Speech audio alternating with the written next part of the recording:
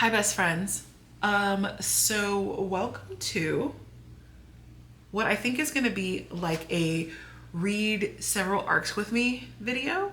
This shot probably looks familiar to you because you probably saw a video a couple of videos ago where, or actually it might have been a long time ago. I don't know how close together these are going to air, where I was filming right here talking about this. But if you have seen that, just ignore it and pretend you didn't.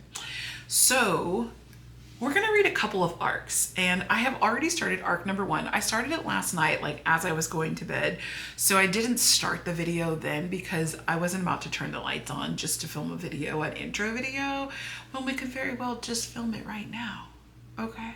So the first arc that we're reading is A House Between Sea and Sky by Beth Cato, courtesy of 47 North and NetGalley. So this arc, this book, this story is about a lady who is she's a scenarist, I guess. She basically works in the film industry in like the 1920s. She types up scenes, and she is going through a whole bunch of personal tragedy. So she goes on this little trip to Carmel by the Sea in California. If you've ever been there, super cute town. And she's staying there, and the first night she's out, there's like a guy that's like having a mentee bee, and she basically like rescues him from the side of a cliff. I'm not joking about that, but that's really as far as I've gotten. I only made it to like 16%. So the other like weird things about this story that kind of like make it a story is she does that, okay? And we won't get into specifically why yet, but also in this story, she has a like supernatural sourdough starter called Mother. Like the thing, we know it's the Mother, but like its government name is Mother. And it has a personality, I guess. There's also, in this story, there's also a house. And the house has a personality. I'm on the fence about this book. Now, let me just tell you, I'm only 16% of the way in. So things could change rapidly in like the next 10%. But the house, I don't like the house's personality. The house is basically OCD about being clean, and it's a little sinister. There's a lot. There's a lot going on. So I mean, I'm 16% in. We're not going to say yes or no to this book yet. We're going to read some more of it. But so with a typical book, like with an already published book or whatever, I try not to DNF it at all. But if I do, I'm going to DNF early. I'm going to DNF about 25-30% in. With an arc, I do like to give it a good 50% before I even consider DNFing, because reasons. I don't know. I have all these like rules for myself and like how I read and how I digest books. They're arbitrary rules that I've made up. Nobody cares. Nobody's holding me to it but me. But I still have all these rules. And so I try to stick to them. So I'm going to read this at least till the 50% mark before I DNF. But I just wanted to check in with you guys, tell you that we are starting this video, do a little intro. Hey, it's me from Sabrina Reads and Roams. And let you know that we're going to read 3 arcs. These all come out in the month of October, like their release dates. And so this is the first one, A House Between Sea and Sky, which releases on October 1. We'll also be reading The Bleeding Woods, which comes out on October 14th, and A Fate in Finance, which comes out on October 21st. I mean, I'm looking for a Fate in Finance. Like, why not, right? Why not? I saw that and I was like, immediately request. Thank you. So, I mean, that sounds hysterical. So we're gonna get through these 3 arcs, and hopefully you guys will find a October read for yourself based on what I thought about them.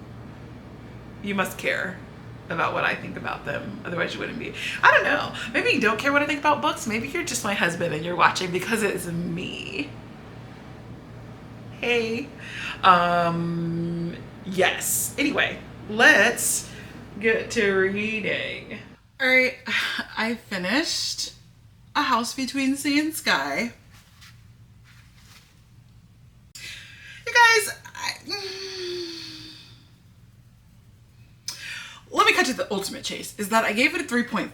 I had a good time. I just have a lot of confusion.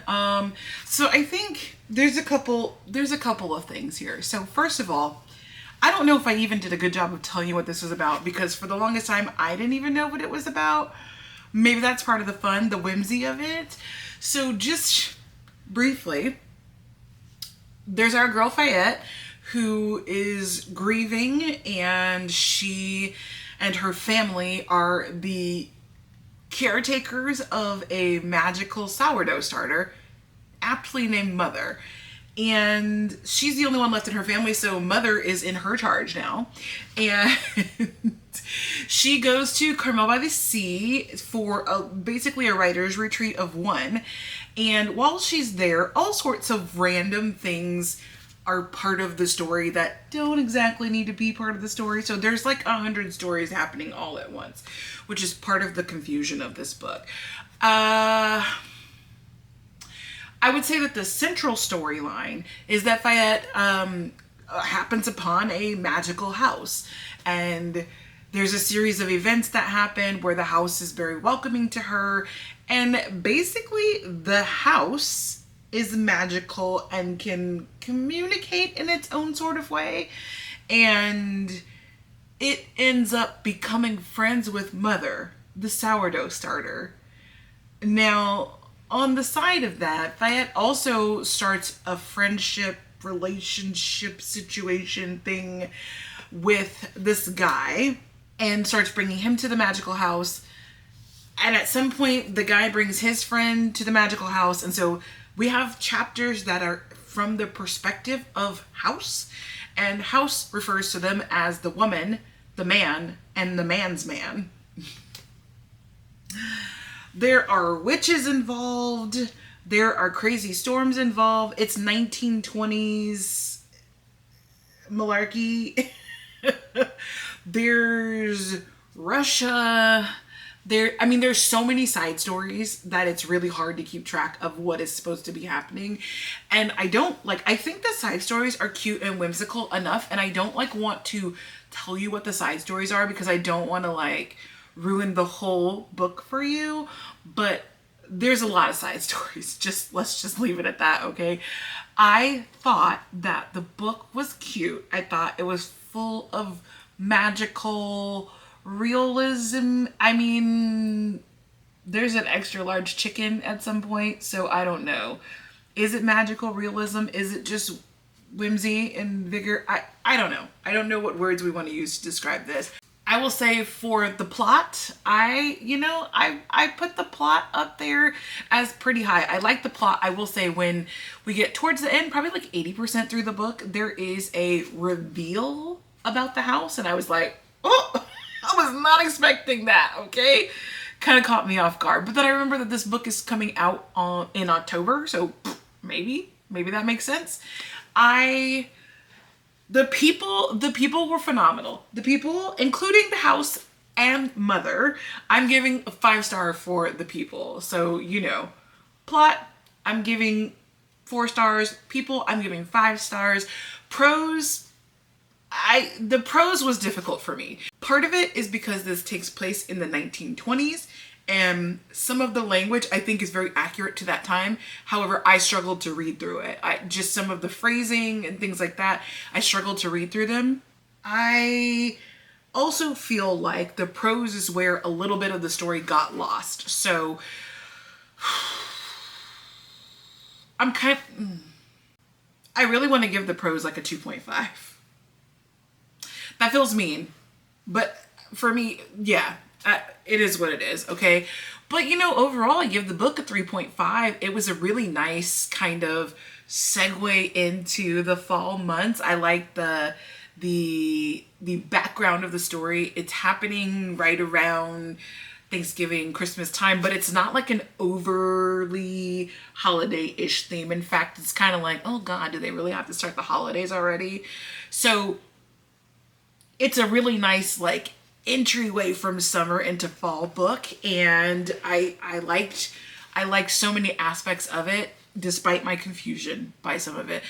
I would totally recommend reading this in sort of the palate cleanser genre area of reading, if that gives you any indication. I feel like the way I'm saying this, it's coming off very negative, and I don't intend for it to be. Like I said, I had a good time. I liked good portions of this book. I give it a 3.5 stars overall. And if nothing else, read this for Mother and House, because they are like, I could have actually just had a book of Mother and House and it would have been 5 stars all around, because why? Who does that? Who thinks of that? So read it for Mother and House. That is gonna be my tagline for this. Read it for Mother and House.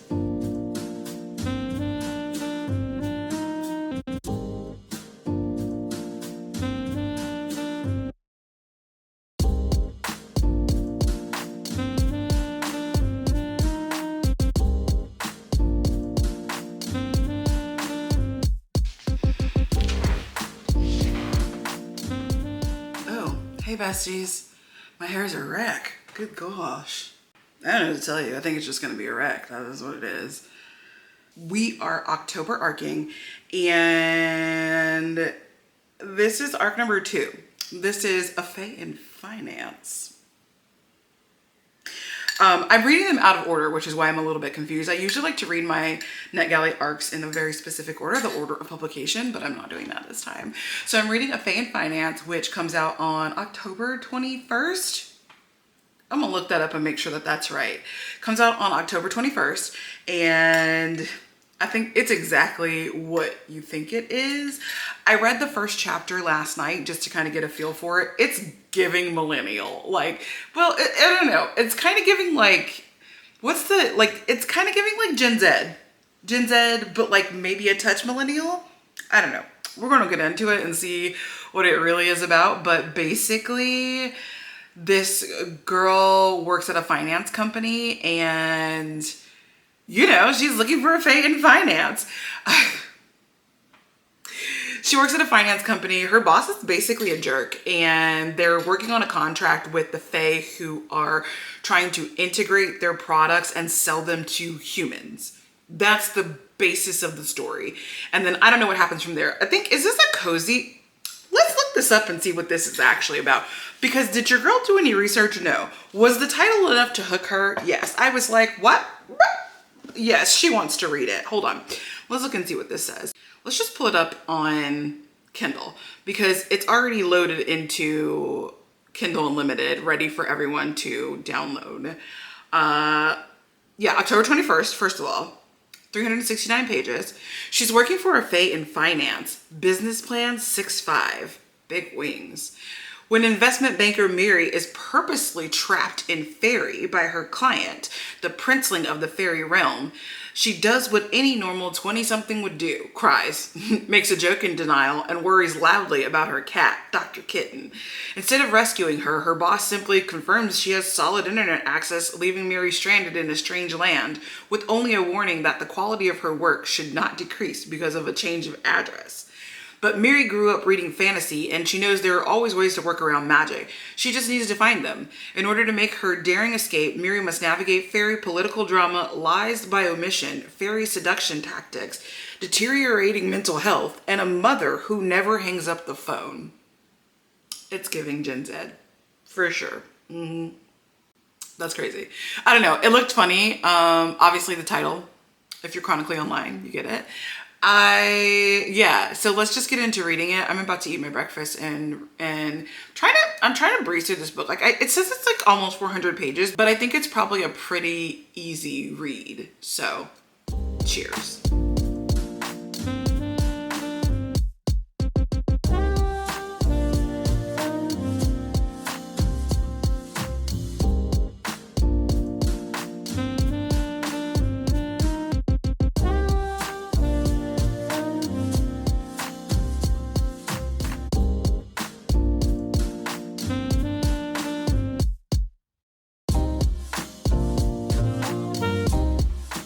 Okay, I just want to say that when she got trapped in the fairyland, her cat, Dr. Kitten, got trapped in the human realm.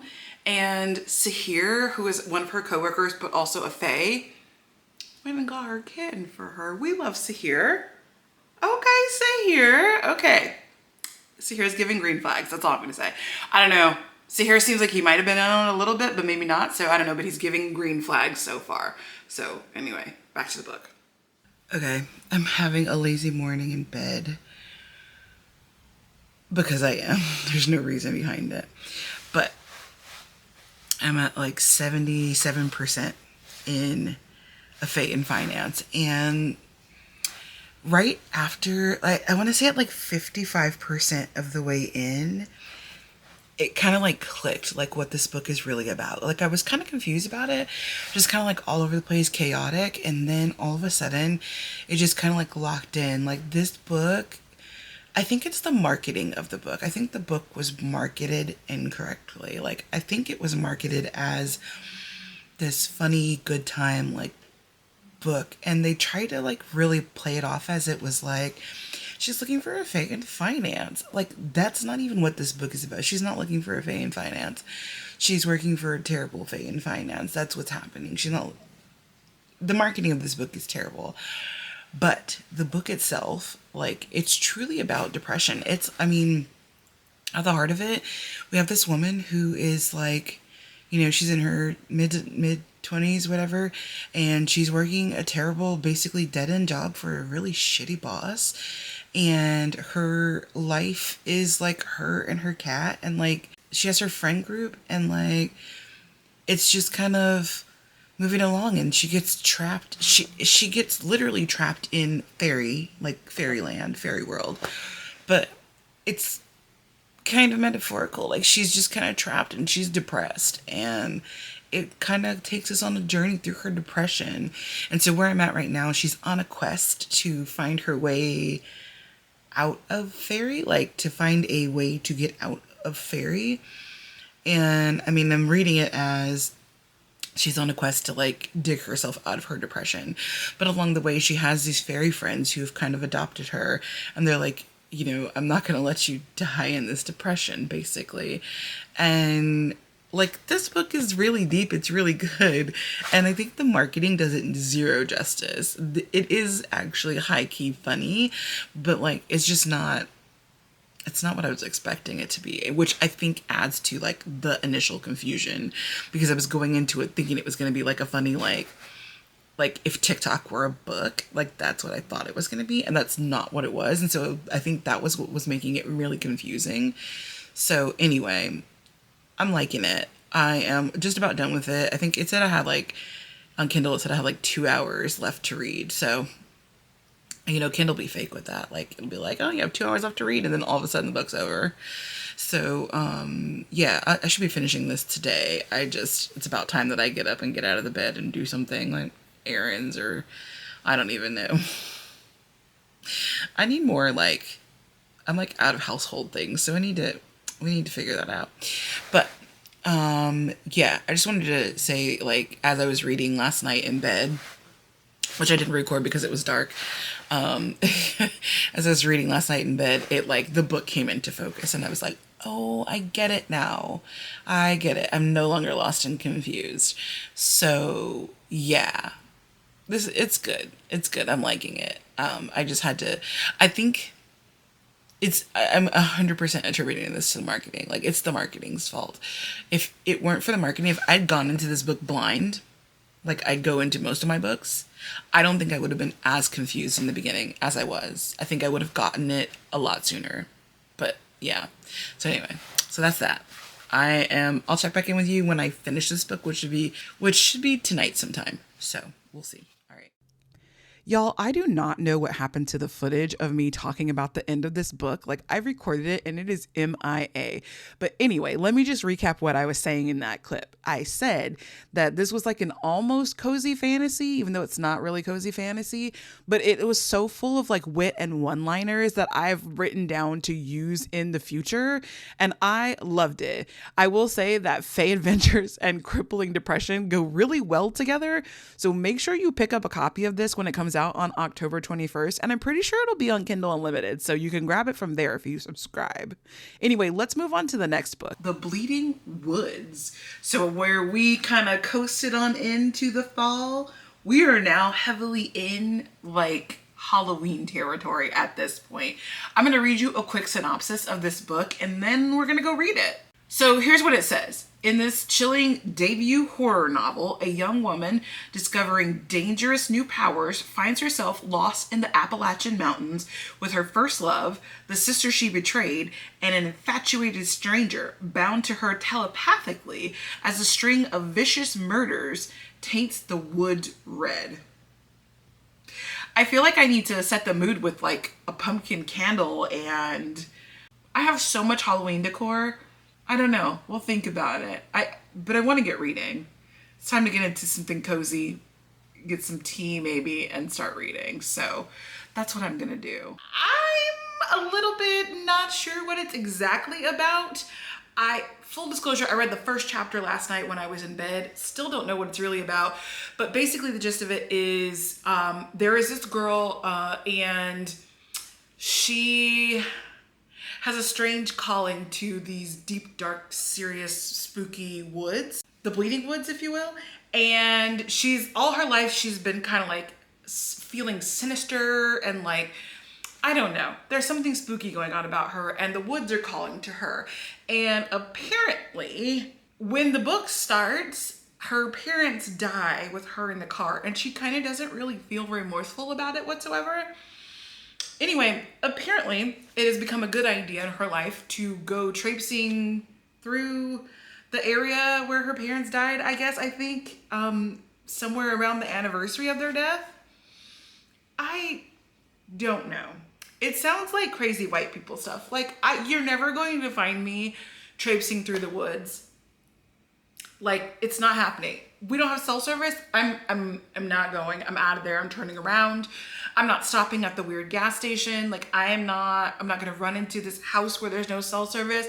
Listen, I'm not about to be in a Jordan Peele movie, okay? Like, it's not happening for me. I already don't like the outdoors. So you're trying to take me on this like backwoods trip. So, absolutely not. Absolutely not. And I mean, I'm not afraid of danger. I think we've discussed this before on this channel. I will run into a dangerous situation, but not one like that, honey. I am not doing that.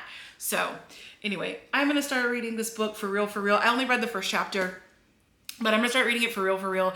And I will come back and let you guys know what I think about this book and if it's just crazy stuff or if it's good.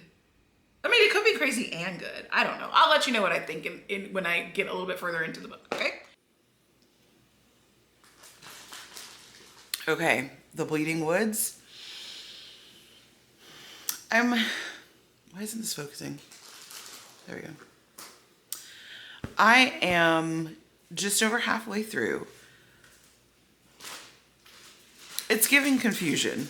I can't decide if this is like someone's fever dream or if it's like real. I mean, obviously it's like not real, like it's not something that would happen in the real world, but like I almost feel like two of the characters are one person and they're like having a personality disorder.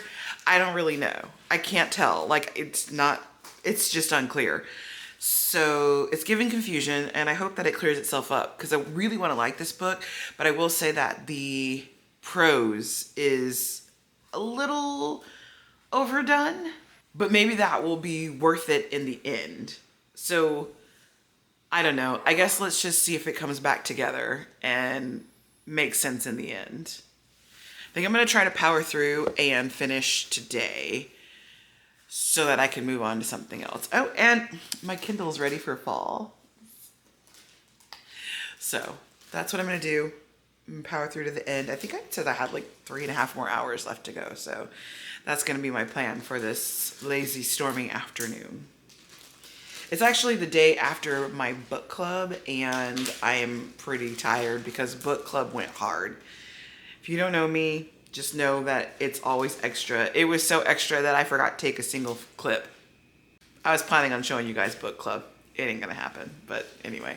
All right, back to The Bleeding Woods. Okay, you guys, I finally finished The Bleeding Woods, and first of all, I'm coming to you from outside, like in a new location has been unlocked. Because everything in my house is on. Every machine is operating. My husband is like steaming the shower right now, and that is the loudest possible thing you've ever heard in your life. The dishwasher's on, the ice maker's on, the washing machine is on. It's like there's literally nowhere that I can go in my house to film without a machine in the background. I even tried to go on my back porch, but then everyone's air conditioner is on. So it's like, so anyway, we're filming on the front porch today. It's fine. You might hear birds. It's fine. Anyway, so The Bleeding Woods. What can I say? Listen, it was a decent read. I'm not gonna knock it. It was a decent read. I had a couple of issues, and those issues are probably just me being very finicky, but I mean, it's worth mentioning. So the first thing is that there are three or four POVs in this book, and it just, every time we switch POVs, we kind of backtrack just a little bit to kind of see like the previous couple of moments through the new POV's perspective. And it just kind of felt like I'm like reading the same thing over and over again. And the book is not that long, but it kind of made it feel like it was 1,000 pages long. So like, I think some of that could have been cut out. I don't think that was all very necessary.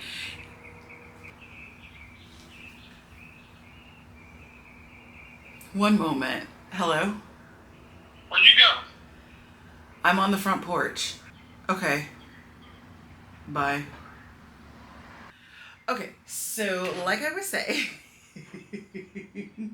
can't even leave. Okay, let's try again to finish this clip. So like I was saying,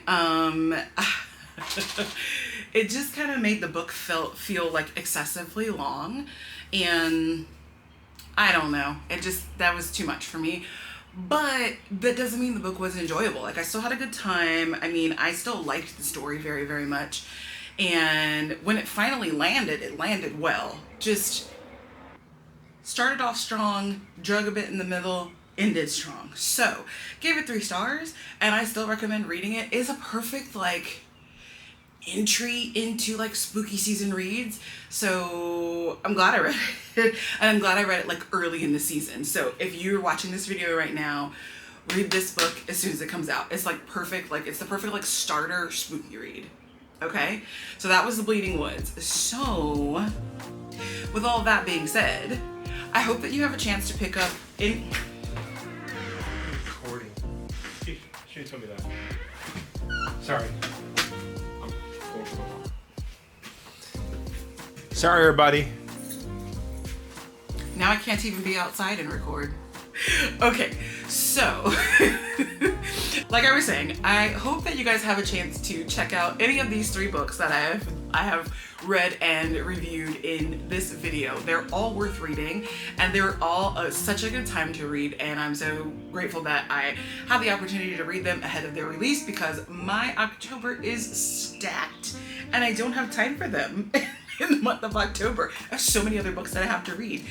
And since you made it this far, go ahead and hit the like button, the subscribe button, share the video with a friend.